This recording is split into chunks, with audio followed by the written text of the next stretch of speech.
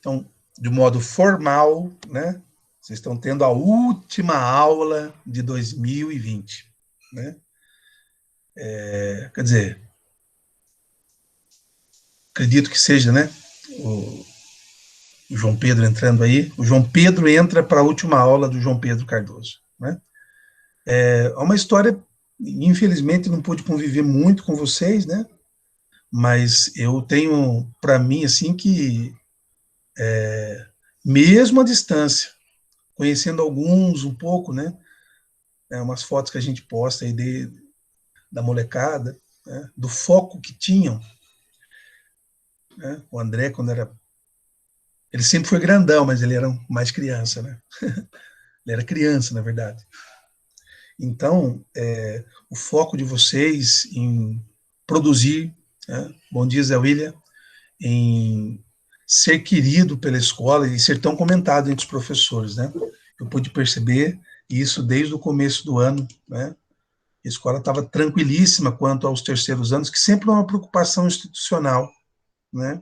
Como vai ser o terceiro ano, como que eles vão se adaptar, e no pouco tempo de convivência, né, em presença, do modo presencial, eu percebi, né, eu fiquei muito satisfeito um dia, eu fui dar aula, e alguém foi chamar, inclusive foi a Ana Júlia Paim, e ela disse o seguinte: não, eu não vou não agora, vai ter aula de filosofia. Esse foi um bem danado para a gente, porque o aluno quer ficar na aula, né? E teve que se adaptar ao meu jeitão, né, de falar bastante, né, de ser, às vezes, prolixo. Eu lembro disso, né? Fica guardado no coração, né? O Platão, uma vez, Platão, Xenofonte e Aristóteles falam do Sócrates não escreveu nada. E eles falam que Sócrates dizia o seguinte, que o mais importante não se escreve, o mais importante fica no coração. Então eu vou levar de vocês isso, né? Eu vou levar esse respeito e essa autodeterminação, esse comprometimento que vocês tiveram com a escola, com a minha matéria, com os exercícios, eu lembro, eu tenho foto no celular ainda, agora guardado no Google Drive, pois é, eu vi que você não queria sair, isso é muito bom. Fotos daquelas letras bonitas no caderno, né, que vocês faziam, enfim.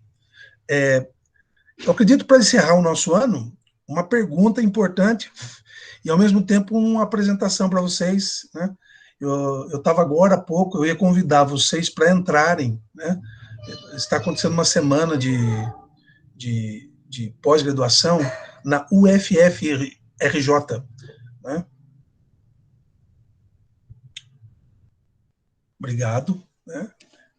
Agradeço pela... Nicolas entrou, que...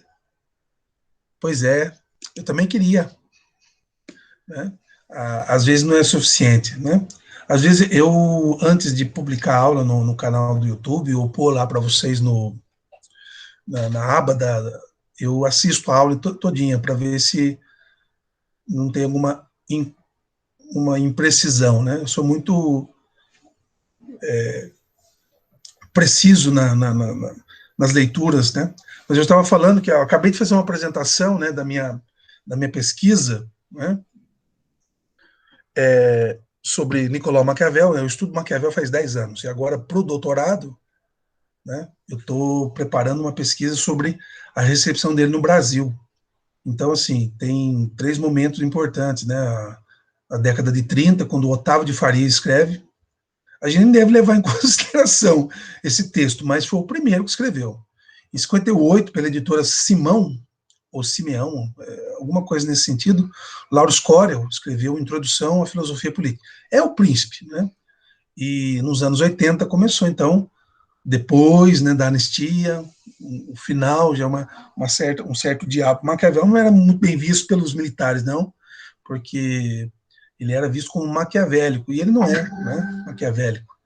E, né, só para contextualizar, e aí eu falei assim, acho melhor eu dar uma saída do grupo, né, de estudos, está acontecendo as palestras lá, vai até às 4 da tarde hoje, e eu participei 10, 17, 19, 20, 20 palestras, com a minha 21, né? Uma apresentação essa semana. Então, está sendo muito, muito importante. Então, assim, o primeiro é o estímulo ao estudo, né? Estou dizendo para vocês, não parar de estudar, né? O Pedro esteve aqui em casa ontem para a gente pensar um pouco na eletiva, né?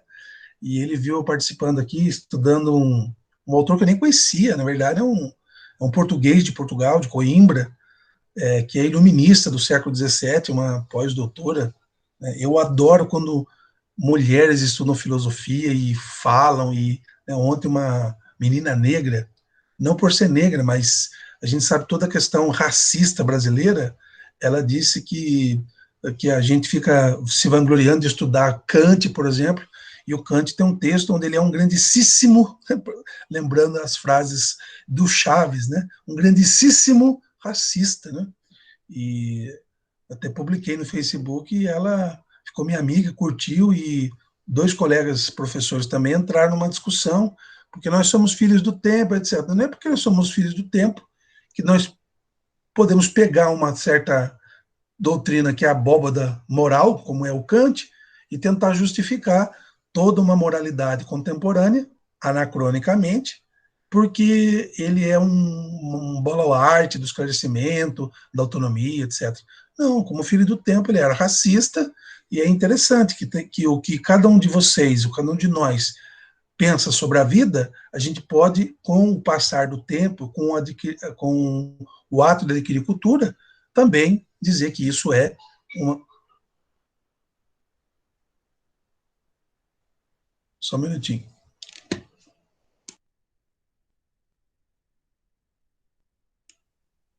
Beleza. Minha filha tossiu ali, fiquei preocupado.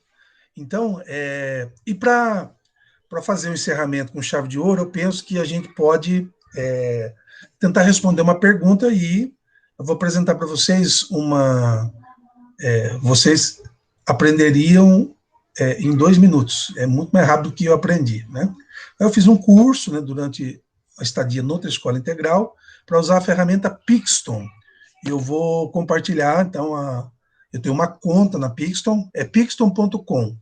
Tem certas coisas que se faz somente via pagamento, né, como todo aplicativo, e tem outras, né, que os HQs, por exemplo, eles são gratuitos.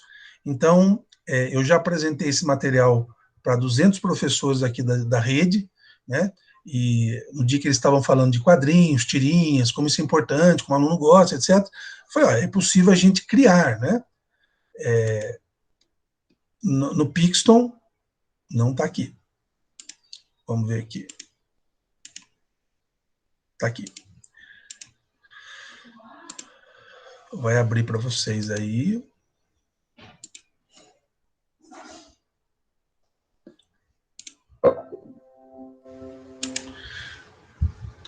Vocês estão vendo o quadrinho? Alguém pode dar um oi para mim, se está aparecendo os quadrinhos? Sim. Obrigado, Esther. Primeiro, eu quero falar o que é preciso para ser feliz. Então, a última aula, o ensinamento para a vida. Filosofia prática, não especulativa. O que é preciso para ser feliz? Eu vou mostrar o quadrinho por fim para vocês. Então, a Pixton é essa, né? Deixa eu ver se eu consigo. A Pixton é essa plataforma, né? Você tem a sua conta. Por exemplo, aqui, o primeiro que eu fiz foi... Ih, saiu do ar? Vamos lá. Aqui.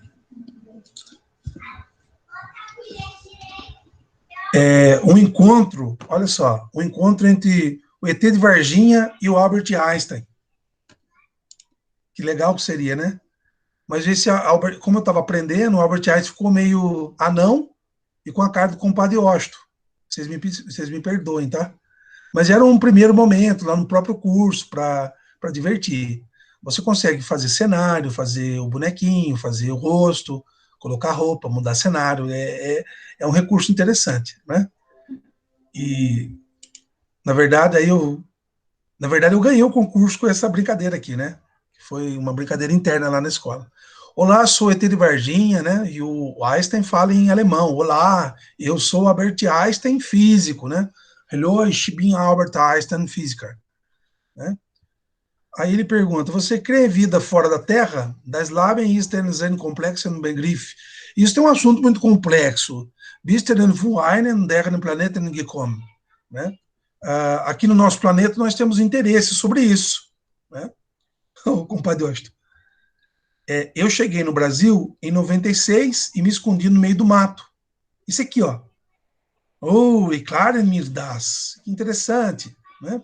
Meu povo deixou eu aqui e foi isso que aconteceu, né? Tomando uma vodka Le Smirnoff. Mein Volk hat mich mit der Geschichte des Nationalismus verstanden.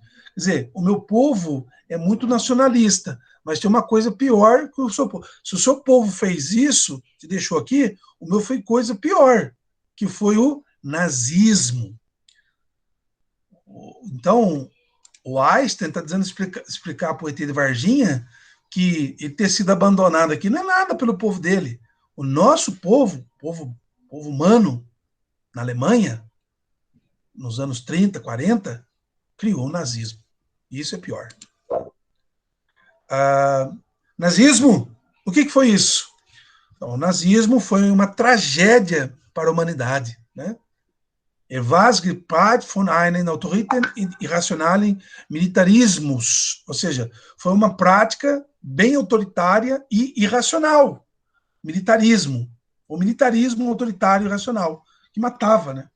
Credo, não quero saber disso. E aí ele vai falar assim, fica calmo, meu amigo, isso não existe mais. Mein Landeslaut haben ihr total eliminiert. Ou seja, está eliminado, né? O nazismo acabou. Se bem que não, nós temos neonazistas, né? Esse ET, o ET Bilu, é o ET de Varginha. Vocês não conhecem o ET de Varginha, de 96? Não, achei que era o Bilu, aquele lá, busca Não, conhecimento. depois vocês pesquisam no YouTube, ET de Varginha, em 96, em Minas Gerais, foi assunto em todos os programas, né? Eu estava na terceira série do ensino médio.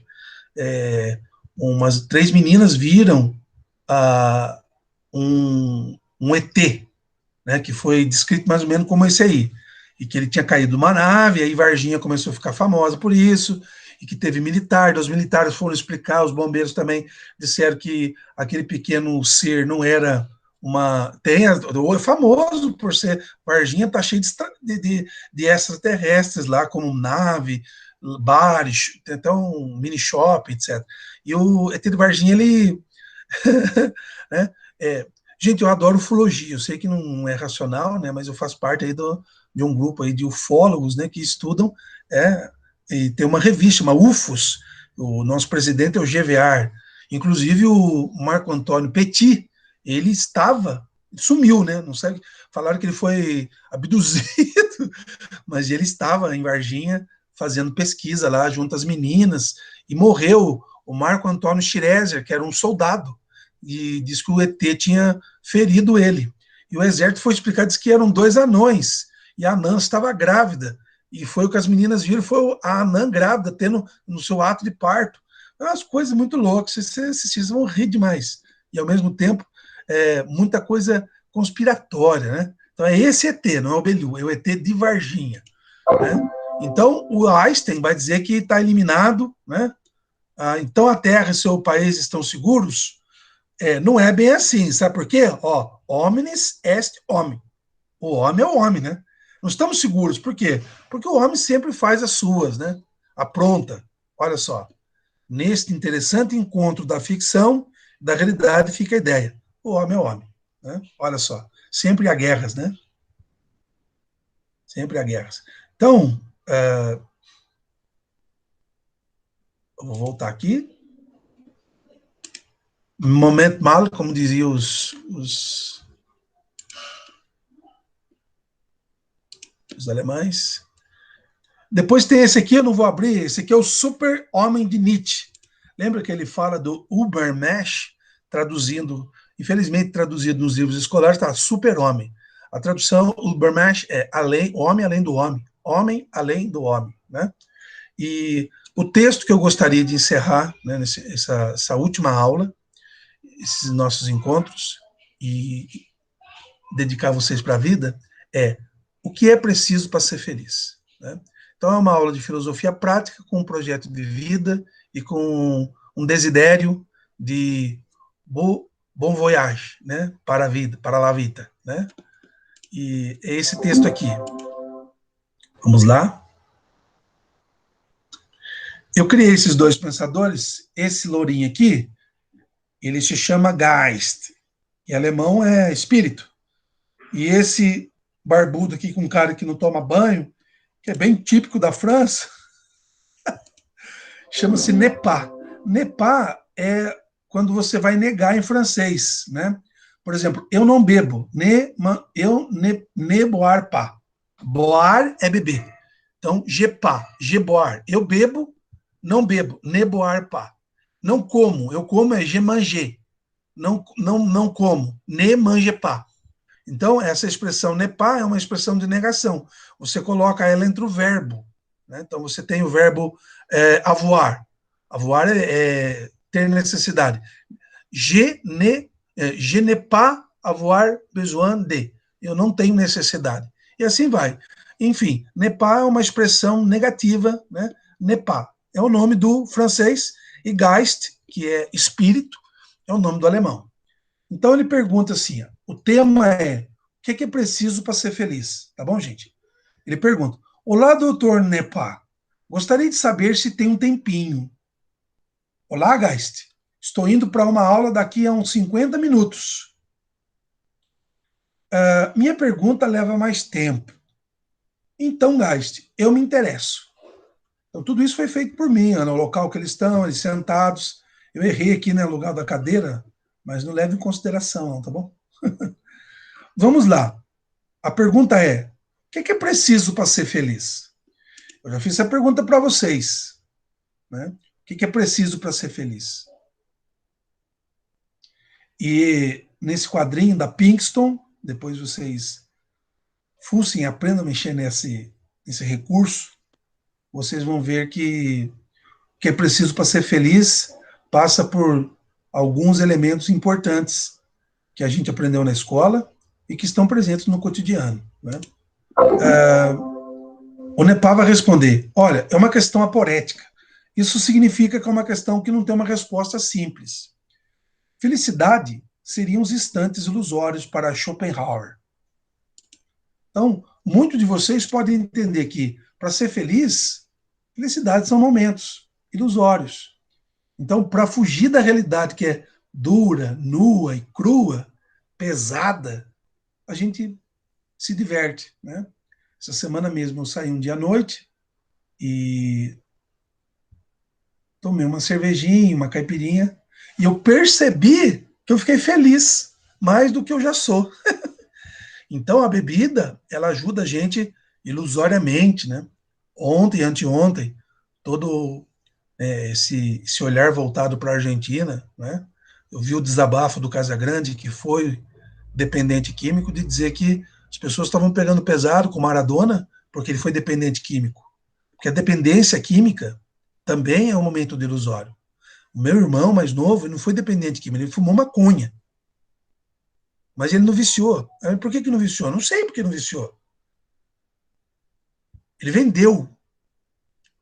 Ele comprou um bordel. E isso tudo depois que minha mãe morreu.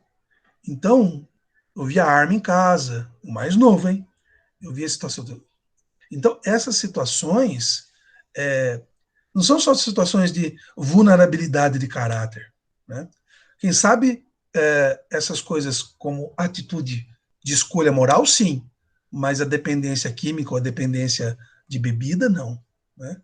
Então, quem bebe ou quem usa droga, muitas vezes, estão vivendo momentos ilusórios. Né? Uma vez, sentei ao lado de um colega, hoje casado, ele estava sentado no alto do morro em Taubaté, e nesse alto do morro dava para ver toda a expansão da cidade. Nós temos uma colina no Alto do Cristo, e a 3 quarteirões, 3 bairros, desculpe, você tem outra colina, que é um bairro, e estava sentado, estava drogado, e havia no hotel o letreiro, hotel. E a letreira acendia assim, H-O-T-E-L. Depois escrevia hotel. Depois H-O-tel. Depois H-O-T-E-L. Depois hotel. Depois escrevi direto, hotel. Eu sentei do lado, eu nunca tinha prestado atenção nisso. Eu sentei do lado dele, ele estava assim, hotel. Hotel. Hotel. Hotel. Hotel. O cara tava muito louco. E eu peguei e fiquei ali, sentado. Até passar a brisa, demorou, do cara.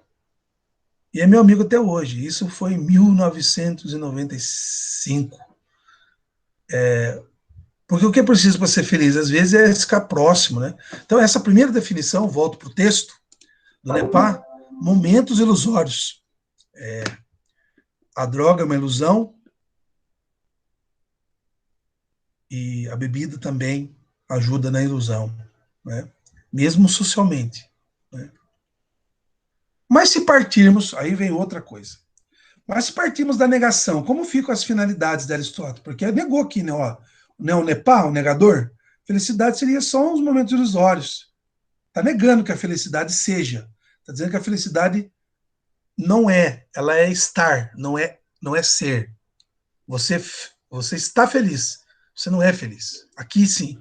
Agora está dizendo, mas não é negação só, Nepá. E as finalidades? Bem, segundo Aristóteles, que é chamado de estagirita, os seus antecessores, a felicidade ou a eudaimonia, que eu já falei para vocês, se findam no bem do todo. Então, é complexo. Tem uma aula que a gente falou disso. Para eu ser feliz, eu preciso também fazer os outros felizes. E isso é uma responsabilidade muito grande.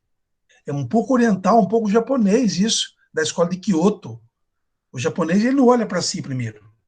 Ele olha lá para o todo. E ele vem vindo todo, a sociedade, a comunidade, a cidade, o bairro, a família, os irmãos, a mãe, ele. Ele é o último. Porque quando você olha no todo, você se vê lá. Todo é você também. Agora, o brasileiro, nós ocidentais, o brasileiro especificamente, é eu, o outro, depende do que ele faz. Se ele for um Zé Ruela, não vou ajudar ele. Se ele pisar na bola comigo, eu vou pisar na bola com ele. E aí os que a gente gosta, os que a gente não gosta, nem entra, sai fora, e não gosto. E aí a gente vai, a família, já tem um discurso aí, família não é consanguínea, é quem cuida da gente. Bem, respeito, mas biologicamente família é consanguínea, né? E também tem o que a vida nos ajuda a adotar como irmãos, né? Mesmo que seja como irmãos na humanidade, né? Então, o bem do todo é também uma oportunidade da gente aprender nesse último dia de aula que é importante que a gente seja feliz e não despreze o outro, né? Eu já tive Covid-19. Semana que vem eu vou fazer um exame para ver como estão os meus glóbulos, como estão os anticorpos. Mas eu ainda continuo usando máscara, junto com os meus sogro e sogra, porque são idosos. Eu ainda vou na cidade de máscara, eu frequento os locais de máscara, porque as pessoas não sabem, não dá para sair com cartaz que eu já tive Covid, né? Vou ao mercado, tudo que eu faço é seguindo o protocolo e em respeito ao outro. Se no mundo inteiro o relato de reinfecção é baixo, eu posso ficar tranquilo, eu não vou pegar de novo, né? Então, mas eu tenho que respeitar o outro. Então, uma maneira de viver a daimonia é nessa consciência do todo, né? Volto para o texto. Então, já passou aqui. Mas ele, os antecessores, deixaram claro que a felicidade não consiste em honrarias. E o Nepá deu risada. Por que rir? Honrarias, né?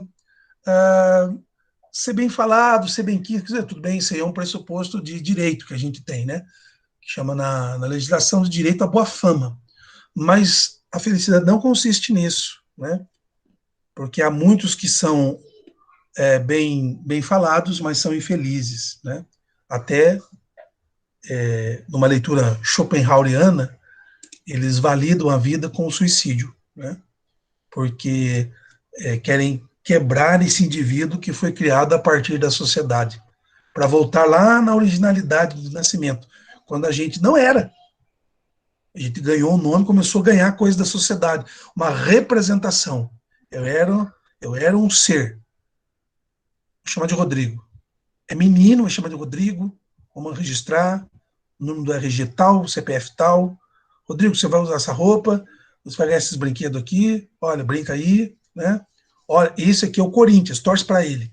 Aí me ensinaram a torcer para o Corinthians, e aí foram criando no ser Rodrigo, no ser que não tinha nome, o Rodrigo, que é uma representação. E essa representação, para Schopenhauer, no suicídio, ela é quebrada, e a pessoa se liberta. Mas caramba, as pessoas pensam isso de mim, eu não sou isso. Bem, eu não sou a representação do que dizem, mas a representação está em mim. Eu mesmo enxergo, e os outros também. Né? Então, nesse sentido, as honrarias não adiantam muita coisa, porque há pessoas extremamente honradas, famosas, agora eles vão falar da riqueza, daí eu já complemento essa ideia, né? Não consiste nas honrarias, não, porque gostamos delas, né? Mas a felicidade não consiste em bens materiais e muito menos nos prazeres. E ele vai perguntar do Sócrates, para o Nepá, né? Por que não consiste nos prazeres? Né? Porque prazeres de todo tipo, desde os estritamente necessários para a vida aos supérfluos. Né? Então, tem prazeres necessários à vida, como as necessidades básicas, né? Isso é um pouco estoicismo, né? Como alimentar-se, por exemplo. Né? Eu posso me alimentar, mas não ter prazer, comer só para sobreviver. Mas eu posso fazer uma refeição, escolher um prato que seja deleitoso para mim. Mas não consiste nisso a felicidade, mesmo que eu goste. Né? E muito menos nas riquezas, nos bens materiais. Por isso, completo, honraria, prazeres e bens materiais, né? Com certeza, né? Com certeza, um camarão com bastante alho, eu adoro. Camarãozinho assado, né? Muito bem feito. Eu gosto. Né? Então, esses 3 tópicos que a gente vai ter na vida. A gente vai ter honra, a gente vai ter bens materiais e a gente vai ter prazeres. A vida não consiste nesses 3 tópicos. A vida é mais que os 3 tópicos, que os bens materiais, que os prazeres e que as riquezas. Eu não estou dizendo para a gente não ter, eu não estou sendo cínico no sentido estrito, filológico do termo. Eu estou dizendo que a vida não consiste no prazer. A vida não consiste, mas teremos prazeres. Não consiste em bens materiais, mas teremos bens materiais. E a vida não consiste, porque eu posso ter tudo isso e ser infeliz. Nem momentos de felicidade eu possa ter. Né? Muito bem. O Geist pergunta para o Nepá do Sócrates. Então, fale-me de você. Você não estudou ele na juventude? O método. Olha só. Isso é o primeiro pulo do gato do texto, né? Do quadrinho. O autoconhecimento é o segredo de tudo, pertencer-se. Desde que você entrou na escola até o dia 27 de novembro, hoje, você adquiriu o autoconhecimento, você conseguiu olhar para a sua vida, né? Fazer uma antropografia, passar uma linha, assim, ó, de fora a fora, colocar na parte de cima, na escola e fora dela, tudo que você fez de legal, que foi bom, que foi motivo de crescimento, e na parte de baixo, por exemplo, ou inversamente, as coisas que você pisou na bola com os outros, consigo mesmo, que não foi legal ter feito, coisas que você se arrependeu, as coisas que aconteceram nesses 3 anos que foram positivas, que não dependeram da sua vontade, foram coisas do acaso, do destino, às vezes a morte de alguém, né, de um familiar, às vezes desfazer um namoro, desfazer um relacionamento, perder a amizade de alguém. né, brigar, né? Enfim, é importante esse autoconhecimento, esse pertencimento, porque na medida em que eu me conheço e me pertenço, eu, eu vou me agigantando. Não no sentido de uma falta de humildade perante o outro, mas no sentido de entender, de olhar a humanidade sentado no ombro de um gigante, que é você mesmo. Você se levanta e fala: olha, eis aí o mundo que você vive e as relações que você tece. Não é? Então, essa é o fardo, né, que o Sartre, no livro, vai dizer. Por que os outros são o inferno? Porque eles nos acompanham ali, ó, colados em nós. E não temos liberdade de escapar dele. Ou você ama, ou você odeia. Para você conseguir avançar do ódio para, para o aniquilamento pleno do outro, você tem que tornar o outro algo, uma espécie de subitem totalmente desinteressante, né? Aniquilar o outro, né? Para que ele não exista aqui, nem como amor, nem como ódio. Portanto, o autoconhecimento e o pertencimento provém do método socrático, provém da raiz mais profunda da eudaimonia, portanto, da felicidade. Você é feliz na medida que você se conhece. Professor, mas eu me conheço e eu muitas vezes tenho tristeza. Isso também é felicidade. Porque chorar, por bem ou por mal, faz parte, né, da crosta, da riqueza de ser quem se é e de ser humano, demasiadamente humano, como diria Marx, Nietzsche e outros tantos. Né? Autoconhecimento, estou no texto, é o segredo de tudo pertencer-se. Mas Agostinho não disse ou apontou o mesmo caminho? Então, Santo Agostinho. Sim, mas o patrístico havia a junção da liberdade e da graça de Deus. Então, eu posso me conhecer e posso me pertencer sem ter nenhum vínculo metafísico, religioso ou teológico. Mas, para quem quiser, para quem for mais plausível, né, como prática moral, eu posso também autoconhecer-se, pertencer-se e contar com a graça de Deus. Não tem problema. Então, na história da liberdade e da felicidade, você também pode colocar Deus na jogada. Né? Você pode colocar a sua liberdade, as suas escolhas, a partir do prisma da camaradagem, né, de Deus que é próximo. Andrés Torres Queiruga, né, o xará do André aí, ele é um teólogo espanhol, um dos mais lidos na contemporaneidade. Ele diz que Deus é camarada. E, obviamente, que ele arruma uma confusão danada, porque camarada é a expressão usada no comunismo, para se referir ao outro, né? O camarada, das camaradas, né? E os comunistas, então uma leitura marxista de Deus pode até ser, porque também é válida, mesmo que é ideológica, né?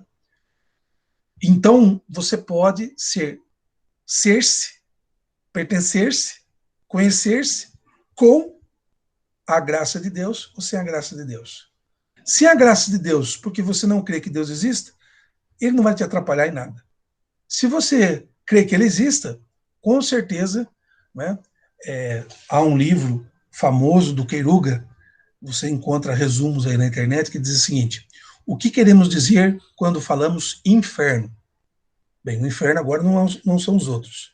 Inferno é o não ser de Deus. Inferno é o choro de Deus da derrota pelo amor que ele tinha pelo ser humano. Então, ele não quer que ninguém vá para o inferno, né? Ele quer, na verdade, a salvação de todos, nem que essa salvação seja estritamente material. E por isso que ele não vai desabonar ninguém por não crer. E aquele que crê tem a contribuição camarada da sua graça. Né? Avançando um pouco, devido ao horário, né? Podemos dizer, então, que o primeiro passo da felicidade é conhecer-se. Me parece, né, pá? Né? Conhecer-se. Tudo bem? Me parece, né, pá? Não confunda felicidade com beatitude. Claro, felicidade é coisa mundana. Bem, beatitude tem a ver com olhar o rosto beatífico de Deus. Felicidade, no sentido que nós estamos tratando aqui, é mundana, é as felicidades da vida, é os momentos de alegria, os momentos de euforia que a gente tem, historicamente falando. Né? Tales de Mileto dizia que feliz era quem tinha um corpo sadio. Ó, não é quem tem um corpo bonito. Ah, professor, eu não gosto do meu corpo. Eu sou gordo, eu sou magro, eu sou feio, eu sou isso, eu sou aquilo. A pergunta que você tem que fazer para você é: eu tenho um corpo sadio? Vocês com certeza, porque a idade favorece. Eu não tenho mais. Eu não sei nem se é bonito, mas sadio também não é pleno. De acordo com a quantidade de comprimido que eu tenho que tomar de manhã. Sabe quantos são? 4. Um para pressão, um para tiroide. No momento, um para, chama-se rosuvastatina, para o triglicerídeos, que está alto, e para uma doença que eu adquiri agora na pandemia, a gota, aquela doença que tinha o pai do Cris, o Július, ele ficava mancando, que é uma inflamação nas artérias, no meu caso é no pé, que é igualzinho do Július. E é perigoso, tá indicando que o meu corpo está inflamado, né? Então, o meu corpo está sadio? Não, eu preciso torná-lo sadio. Tem reversão esses 4 remédios? A tiroide, mas não. Mas a pressão, sim, ela está bem controlada. E a gota, que é o ácido úrico, né? Que normal seria 6, o meu chegou a 12, o dobro, perigosíssimo. Triglicérides, 150, o meu chegou a 300, o dobro. Né?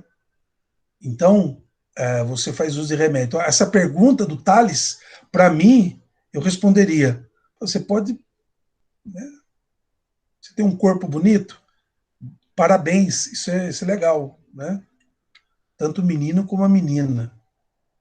Mas eu quero saber: você tem um corpo sadio? Você se cuida? Você se alimenta bem? Né? Come proteínas, carboidratos, né? Come doce na medida certa para não ficar diabético, sabe? A gente precisa se cuidar. E cuidar do corpo é cuidar da sua felicidade. Porque se você olha no espelho e vê coisa boa, você gosta do que vê, esteticamente falando, é uma ótima coisa. Eu que emagreci 7 quilos, comendo, eu olho para o espelho e falo assim: eu estou cuidando de você. Quer dizer, eu estou cuidando de mim. Estou cuidando da questão sadia do meu corpo. Né? Essa sadicidade, deixar o corpo melhor, desinflamá-lo. Né? Há 2 semanas que eu não como doce, né? E eu não tomo nem aquele copinho de Coca-Cola que, né? Bem, essa semana eu tomei cerveja e tomei uma caipirinha, mas sempre tem o dia do lixão, né? Então foi esse o dia, mas pelo menos umas 2, quase 3 semanas eu estava no rigorismo bem acentuado. Então, isso é uma forma de cuidar do corpo. Cuidar do seu corpo, né?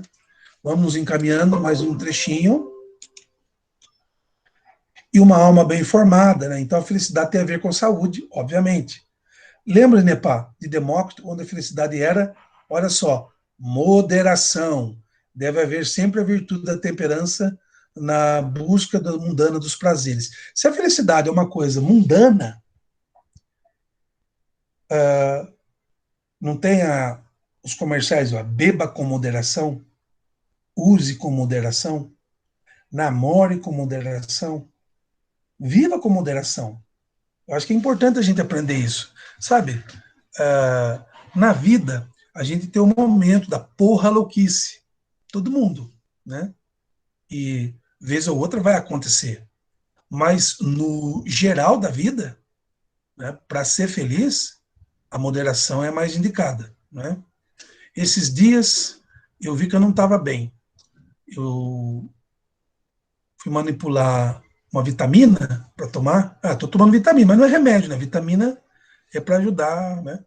Fui manipular uma vitamina e aí naquela ruinha que vai da Praça à Matriz, ali é bem apertadinho, né? Eu estava ali na manipuladora, a minha esposa parou o carro, deu o pisca-alerta, eu fui entrar no carro, o carro de trás gritou assim, se é lugar de parar, alguma coisa nesse sentido.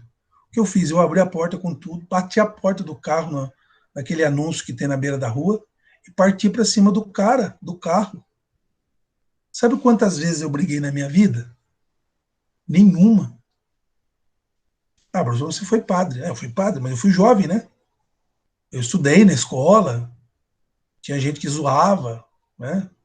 Me sacaneava, eu sacaneei também, mas eu nunca briguei, eu só briguei com meu irmão, né?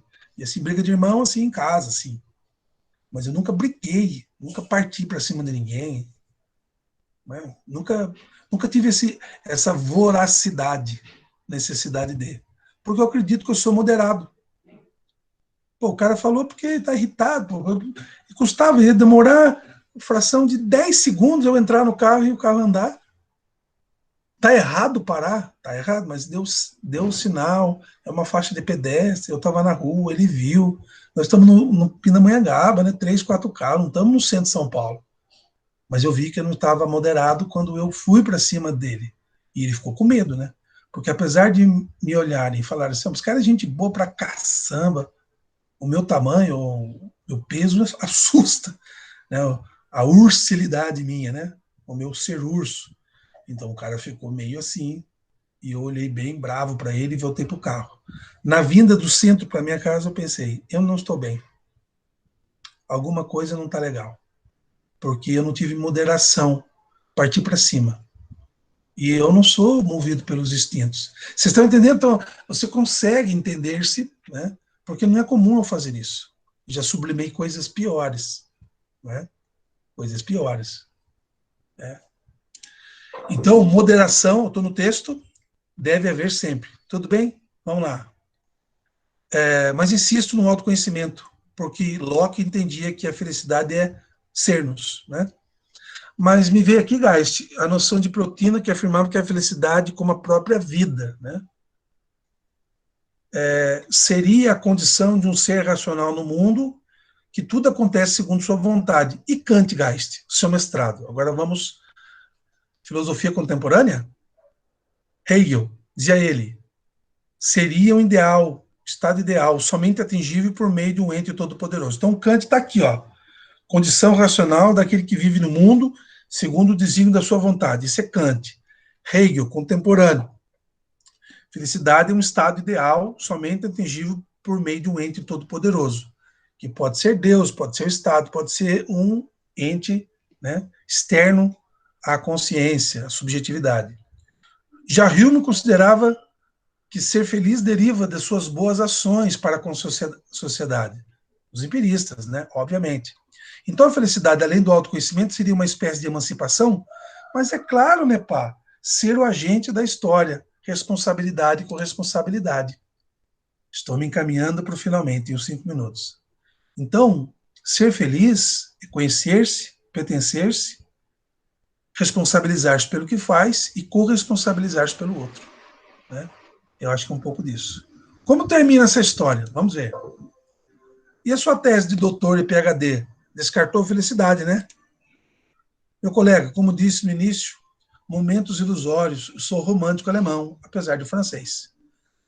Creio ainda na felicidade como uma possibilidade da autonomia. E quais seriam os critérios? Os critérios são pertencer-se, ousar e ser dono dos atos. Aí na sua casa, assistindo, ó. Pertença-se, ousa e seja dono dos seus atos. Né? Obedecendo ou não às leis sociais. Né? Se você se pertencer, ser ousado, né? E ser dono dos seus atos, você vai obedecer às leis sociais? Não sei ao certo, porque sou intempestivo, né? Drung, em alemão, né? Ser tempestade, totalmente tempestade, né?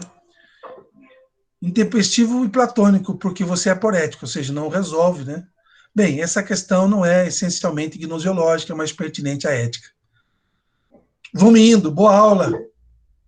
E aí, jovens, o que é preciso para ser feliz? Né? Vamos ver aqui, professor, vou precisar sair, obrigado a todos. Dinheiro ajuda, né? Sempre. Eu não disse para não ter. E que vocês tenham muito, mas não consiste nisso. Né? Gente,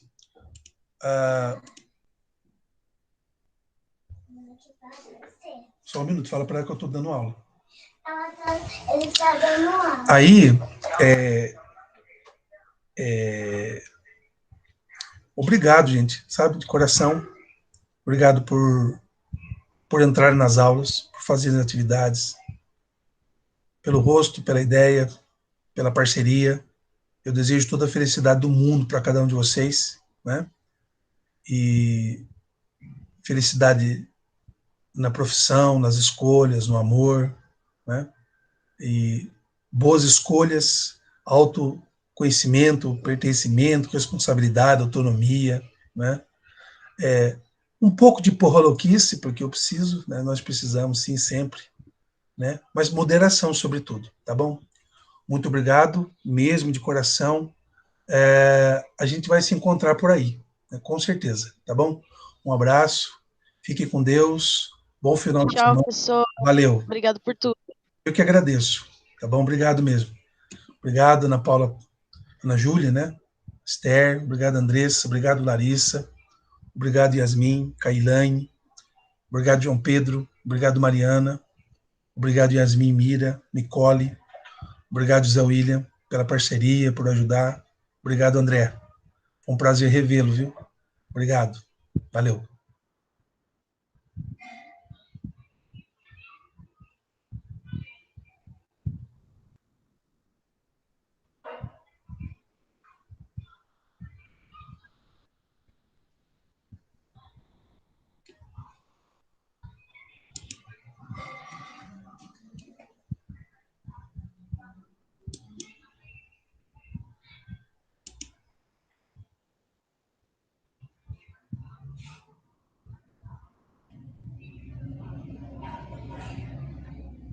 Nunca termina. Sempre é uma revoar. Uma vez, deitado numa maca, um bispo chamado Dom Carmo João Roden, bispo emérito da Diocese de Taubaté, hoje mora no Sul, partindo para uma operação séria no coração, e foi safenar o coração. Eu estava próximo dele e ele olhou bem para nós e disse assim, ó, até já ou até lá. Au revoir.